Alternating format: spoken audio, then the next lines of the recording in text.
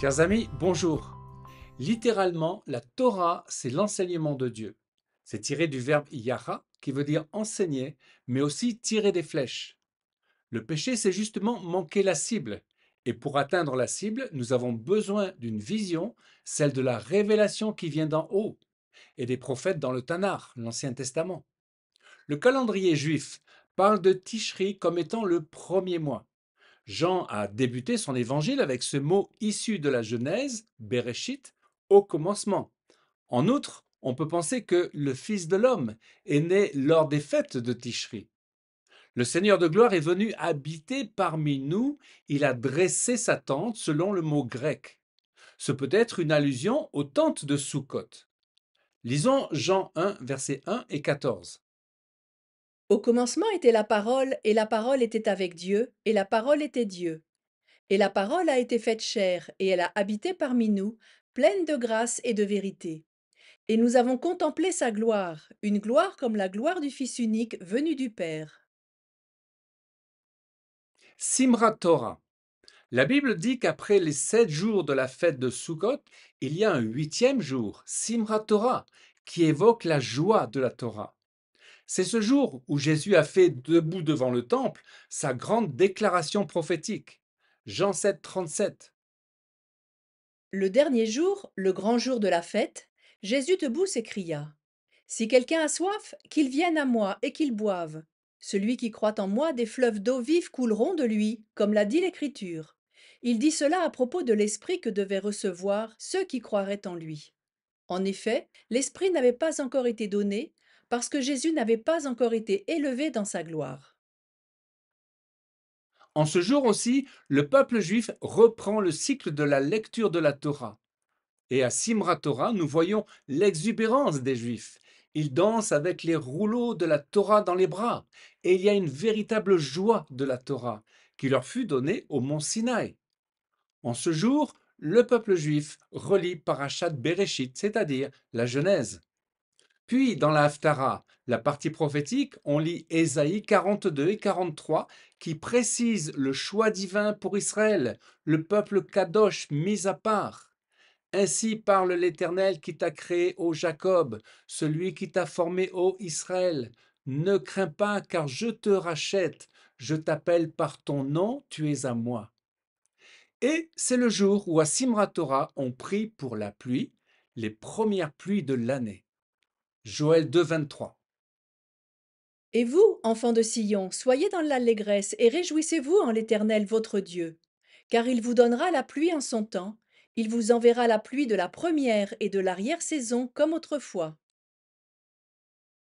Dans cette parole de Joël, on voit que l'hébreu apporte une allusion extraordinaire. Amoré lezdaka, la pluie en son temps, qui veut également dire le maître de justice. Moré veut dire l'enseignant, tzedaka, la justice. Et dans son exhortation, Jésus faisait allusion à Ésaïe 55. Vous tous qui avez soif, venez aux eaux, même celui qui n'a pas d'argent. Également à Ésaïe 12. Vous puiserez de l'eau avec joie aux sources du salut. Le Seigneur évoquait la dimension du Saint-Esprit qui allait être répandue après sa mort. Pentecôte en est les prémices. La mort expiatoire de Jésus à la croix, suivie de la résurrection et de son retour en gloire dans le ciel, était la condition pour que l'Esprit descende. Réalisons, les amis, que la Sainte Seine qui commémore l'œuvre de la croix n'est pas un acte religieux triste. La croix est glorieuse. La mort du Fils de Dieu est comme la graine qui meurt dans la terre avec l'espoir d'un arbre qui va donner du fruit pour la joie de tous. Mais Jésus annonce également les temps glorieux de la fin, dont parlent les prophètes quand le Saint-Esprit descendra comme une pluie sur toute la terre. Joël 2, 28. Après cela, moi, je répandrai mon esprit sur tout le monde. Vos fils, vos filles prophétiseront. Vos vieillards par des songes, vos jeunes gens par des visions recevront des révélations. Et même sur les serviteurs, sur les servantes, moi, je répandrai mon esprit en ces jours-là. Sans vision, mon peuple périra. Dans le livre des Proverbes, il y a cette parole, Proverbe 29, 18. Quand il n'y a pas de révélation, le peuple est sans frein. Heureux s'il observe la loi. L'expression sans frein, quand il n'y avait pas de prophète dans le pays, le peuple se dirigeait avec des paroles d'hommes. Le temps des juges en est un exemple. Chacun faisait ce qui lui semblait bon. C'est un temps de confusion extrême, comme aujourd'hui. Sans règles, sans loi, sans la loi de Dieu, l'homme perd ses repères et devient une proie facile pour l'ennemi de nos âmes. Être sans foi ni loi ouvre la porte à tous les extrêmes, dont la violence, sous toutes ses formes, nous le voyons de nos jours. Dans la première lecture de la parole, lue en ce jour selon Parashat Bereshit, nous voyons justement l'ordre de Dieu dans la création. À partir du désordre cosmique, du tohu-bohu, il a amené son ordre, ses lois divines qui permettent à l'homme d'être heureux, béni et libre. Le cadre, les limites qu'on impose aux enfants sont des clés pour que chacun puisse s'épanouir. Nous sommes actuellement dans un temps de grande confusion. La sexualité débridée qui devient une norme, le mélange des genres. Un enfant peut décider s'il sera un garçon ou une fille, ou même un animal, ou même une chose. Ou bien l'éducation, quand les enfants sont éduqués dans une permissivité à outrance. Dans l'Église également, nous retrouvons cette confusion, le manque de vision, qui est l'absence de la parole prophétique. 2 Timothée 4,3. Un temps viendra où les hommes ne supporteront pas la saine doctrine. Au contraire, ayant la démangeaison d'entendre des choses agréables, ils se donneront une foule d'enseignants conformes à leurs propres désirs. Ils détourneront l'oreille de la vérité et se tourneront vers les fables. La confusion comme le mensonge est le contraire de la vérité. Or, la parole est la vérité. La vision prophétique, selon l'exhortation de Jésus au temple, nous enseigne que nous attendons le temps de la pluie des derniers temps, la pluie du Saint-Esprit qui va embraser le monde.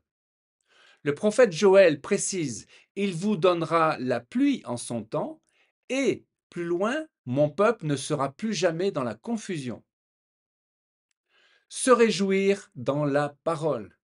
Avec Jean l'évangéliste et auteur de l'Apocalypse, nous réalisons que la parole a été incarnée. Gloire à Dieu. Jésus, Yeshua, est celui qui est la parole vivante et éternelle. Chaque mot, chaque lettre, chaque fête de l'Éternel a son importance. Associons-nous donc au peuple juif en priant pour celui qui vient et pour la pluie. Le monde a terriblement besoin de la pluie du Saint-Esprit et du Maître de justice. 1 Timothée 3,16. Il est grand le mystère du plan de Dieu, le Messie, qui fait l'objet de notre foi. Il a été manifesté en chair et déclaré juste par le Saint-Esprit. Il a été vu par les anges. Il a été prêché aux nations, cru dans le monde entier. Il a été élevé dans la gloire. Chers amis, prenons la décision de lire la parole, de la méditer, afin que l'Esprit de Dieu nous conduise, nous bénisse et nous sanctifie. De même, mettons à l'honneur la parole de Dieu, notre Messie. Il est vérité et grâce, émet et chesed. Selon Jean 14, 6, il est le chemin qui mène au Père, au Créateur de toute vie. Il est la vérité qui efface toute confusion en replaçant l'ordre divin au travers de sa Torah et de ses lois bibliques. Il est enfin la vie qui nous bénit et nous rend heureux. Remercions-le chaque jour pour qui il est. Amen. Chers amis, à une prochaine fois pour une nouvelle vidéo en direct de Jérusalem.